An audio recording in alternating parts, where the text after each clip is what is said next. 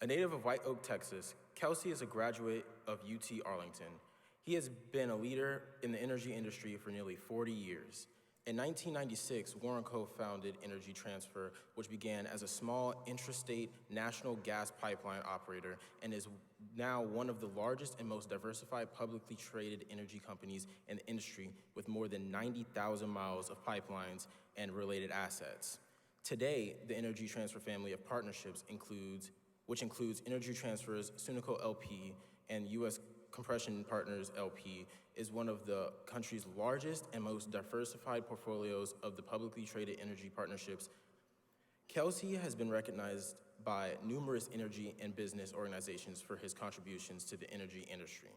He is a member of the Horatio Alger Association of Distinguished Americans and has been inducted into the Texas Business Hall of Fame. He is also a recipient of the Holland Award presented by the Gas Processors Association and in the AMI's Hall of Fame. Kelcy has dedicated himself to giving back to the regular support educational institutions, environmental causes, and many other charitable endeavors. Some of his regular contributions include grade schools, universities, the March of Dimes, the Bush Foundation. He also hosts an annual event for Cherokee Crossroads, Inc. that raises money for children's charities among the country, among others. Warren also serves on the board of Woodall Rogers Park Foundation and was appointed by Governor Greg Abbott to serve on the University of Texas System Board of Regents through 2025. Additionally, Kelcy was appointed the Kennedy Center Board of Trustees in 2019.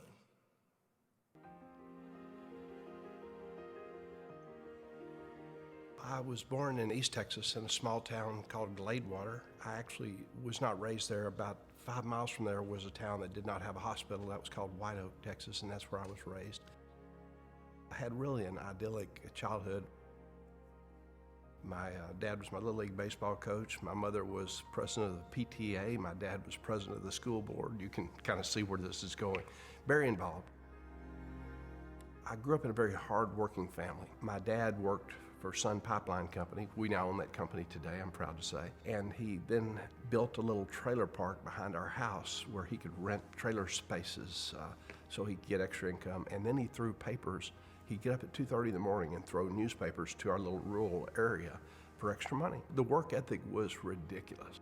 Looking back at my childhood, I think if I had some kind of defined goal, it was to find places where I could work hard and do better. And then I graduated from high school and decided to go to college at UT Arlington. I graduated with an engineering degree.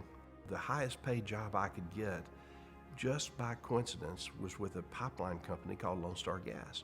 They paid me $16,000 a year. That was $1,333 a month and 33 cents. And I needed every penny of it. Stayed in the energy business my entire career, and here we are today. Now that I'm knowledgeable about what JA does, other than just being aware of it, I will be more active. And I think the youth of this country, and hoping they get a good education in whatever they choose, it could be a vocation, I think that's the future. And I'd like to be part of that.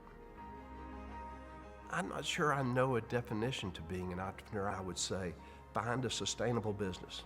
Go immerse yourself in that business. Become the very best at that business you can be. Recognize unmet wants and needs in that industry and address them. And the rest just happens. I was blessed. I love what I do. I love the people I work with and I surround myself with.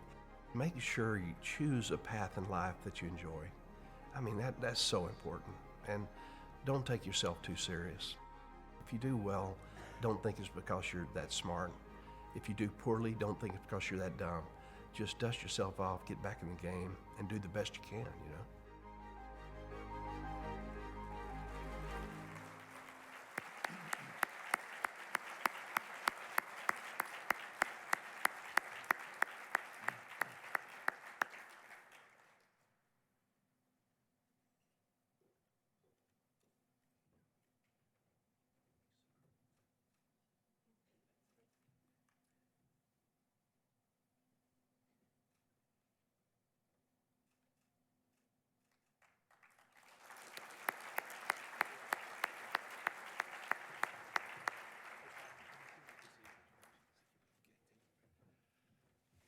Hey, everybody. So mine will be very brief. If anybody's ever heard me speak, it's typically weird, but it's short. So let me start with JA is pretty remarkable. I mean, this thing is so well organized. I mean, there's a young lady named Amanda. This just watched me like she must know who I am in my background. She has just covered me, shadowed me, making sure that I don't do anything to screw up. It's been pretty cool, actually. But, you know, let me, first of all, this organization, what they do for kids is ridiculous. I meant what I said in that speech. I was really not that knowledgeable, but I will be involved from this point forward, and I hope the rest in this room will be as well. It's pretty significant. It's given to the youth of this country. I'm telling you that's what we need to do. That's the people that are going to control things from not very long. If we can get them where JA is taking them, it's a good thing. Now, let me talk about fellow laureates. Were y'all moved at all by that video show of who else has been inducted in this thing? I mean, my Lord, I was honored, and I watched that video thing thinking, you gotta be kidding me. That's some of the most wonderful people I've ever known in the industry. And I guess I knew that, but it really clicked with me. So gosh, what an honor. Can't thank you enough. Now let me say a couple of thank yous, and then I've got a request at the end. It's gonna be an unusual request, but I'd like most of you, if you will, to help me with it. But I wanna thank my wonderful Amy. She's just amazing. Been with me all these years. I love you, sweetheart. I'd also like to thank my wife. She's back here somewhere. Just joking, sweetheart. Oh, Lordy, I will pay for that. Oh, gosh. I'd also like to clean up some of that video. So there's a little story. A high school football coach, Jimmy John, Sandra, his wife are here with me. And so when I watch what JA does, I'm thinking, that happened to me. It wasn't called junior achievement, it was called involvement. And so what that whole deal on this video, there was a high school counselor. And so I went to him and I said, what is the four-year degree that pays the most money that you can get? And he looked it up in his book. His name was Bob Perry, great guy. And he said, that'd be engineering. I said, that's what I'm gonna major in. He said, Kelcy, he said, it's highly intensive with mathematics. And he said, you're pretty average with mathematics.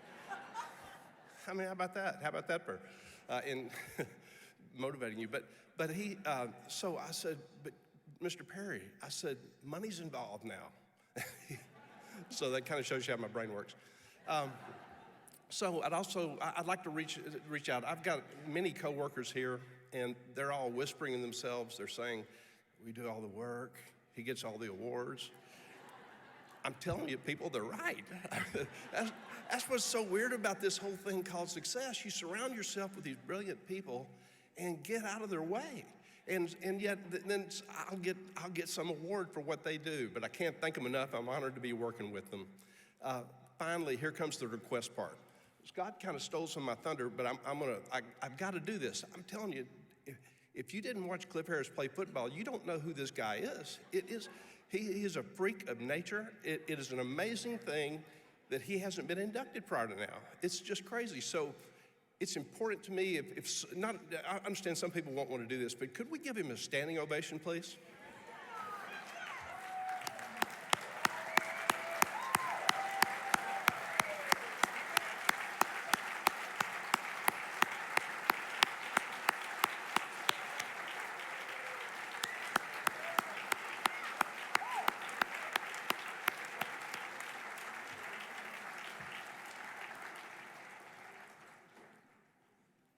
Cliff, this is so cool.